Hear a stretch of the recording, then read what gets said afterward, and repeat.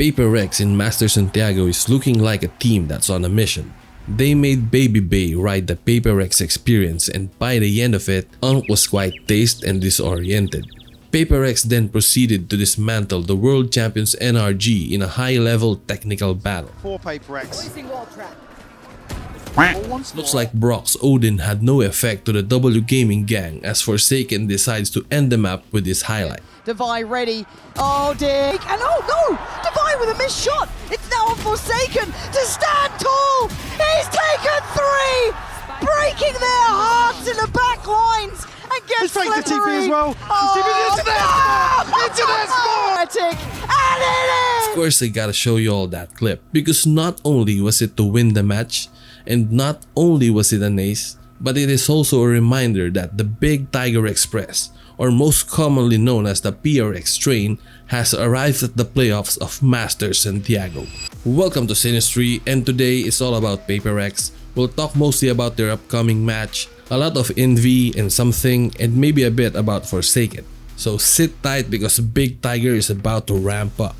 Big Tiger! It's really interesting Furia picked Paper Rex despite them having a chance to not do so, and then a bit later Koala Noob actually said it on Twitter. They really wanted to play Paper Rex, so stop the cap.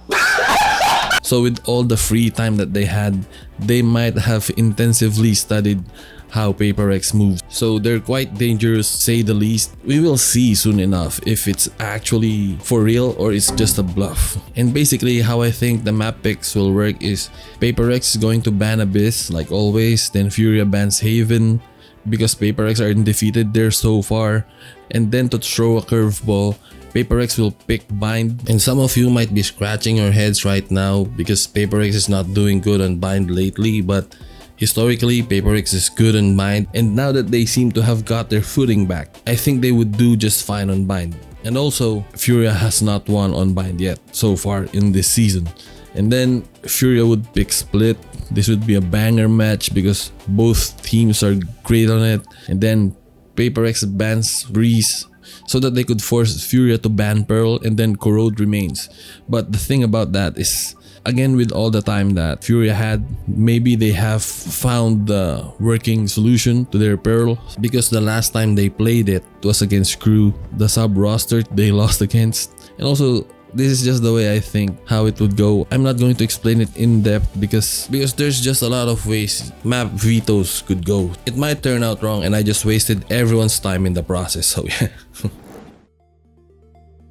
I have heard of the invy slander ever since he signed to Paper Rex, and I'm pretty sure it's mainly because of the way how things happened, how Patmen was suddenly out and people are reacting to it rather than looking at what invy can bring to the table. And so now, with this game against NRG, the defending champions, he takes over the game, bro.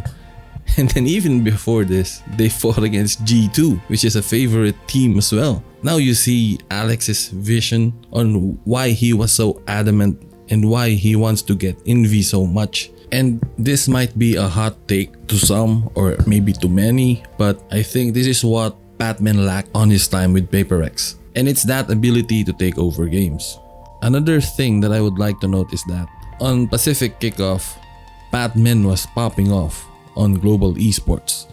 And so I was wondering why he was not able to do this with Paper Rex. I have a hunch that it's gotta do with the roles, because I'm pretty sure he's done it with Waylay and Omen, where he had notable performances. I'm not sure if he had any other performances that were notable, and correct me if I'm wrong in here, but one thing I can say is that I think he was relegated to the support role on Paper Rex, which meant that there was no opening for him to shine as someone who could take over games. He was mostly on the initiator role except when they're on Sunset, and all of his time was spent supporting the whole team. And back in 2025, it worked great, especially in Masters Toronto. So now that we laid that down, let's turn our attention into invy. He's also relegated in the initiator role, but why is he able to take over games? And this is just a thought of mine, and I think it's because he has mastered the initiator role to an extent that He would know when to support his teammates, and then he would also know situations where he needs to be aggressive on his own. So I think that's the main difference between the two.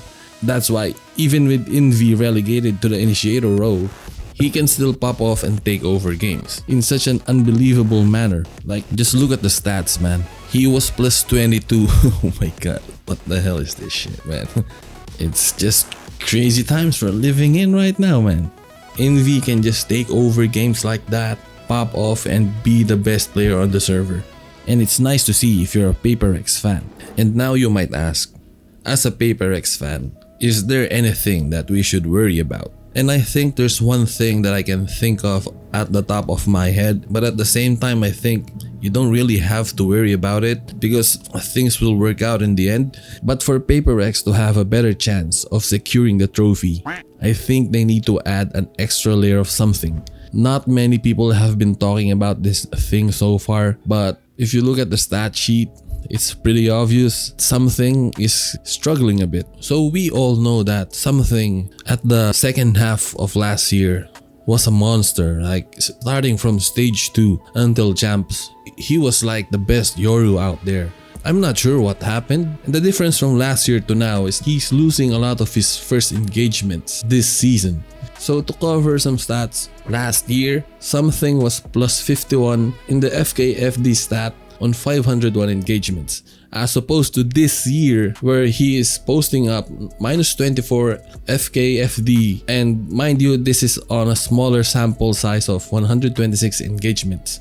And I have recorded all of his first deaths in Master Santiago, and what I can see is that some of the deaths are eco round deaths, so it doesn't count, but other times he's like a step slower, and then some deaths are just stupid, you know, it's PaperX. And then there's also one thing I noticed, other teams might have already scouted about them. I'm not really sure if other teams are doing this. There's this certain off barrier play that they do where Forsaken teleport peaks as Omen, and then something would peak with the up. Like I said, I only watched stuff from Master Santiago, but I've seen this 2 times, and 2 times he got 1 tap instantly. And I think it's only a matter of time before something gets back on his feet. They had a 1-day break, so who knows what happened there. Maybe now he's able to compose himself and all that shit. And come playoffs, we will see the something that we have always known. And as for Forsaken, I think he just needs to continue doing what he's doing. He just needs to keep pushing the gas pedal, because with how something is struggling right now, he needs to be that guy until hopefully something can get back to the swing of things and be the best Yoru that he was. As for Jingg and Davai, I don't really have a lot to say because they're doing their jobs as they should. Anyway, Furia is really coming in as a wild card.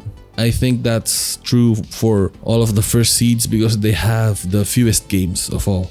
But then again, we have the first seed curse, like starting up cold because they haven't played on stage for quite a while. And also the Swiss stage teams are warm, they're heated up, they have momentum and all of that shit. Plus this time the first seeds are mostly young players, or at least it's their first time on an international stage, so it remains to be seen how they will actually perform from Masters Toronto until Champs Paris. I think it's true that the first seed teams did not do well. So will that trend continue here in Masters Santiago? I guess we'll have to wait and see. So now I would like to give my predictions, but you all know that I'm gonna be biased here, so I'm just gonna ask you guys, what do you think will happen in the game? And I know you'll be biased too, but it's better if we can get the comment section hyped up. And as always, leave a like if you enjoyed, hit that sub button so you don't miss out, and I'll see you in the next one. Peace.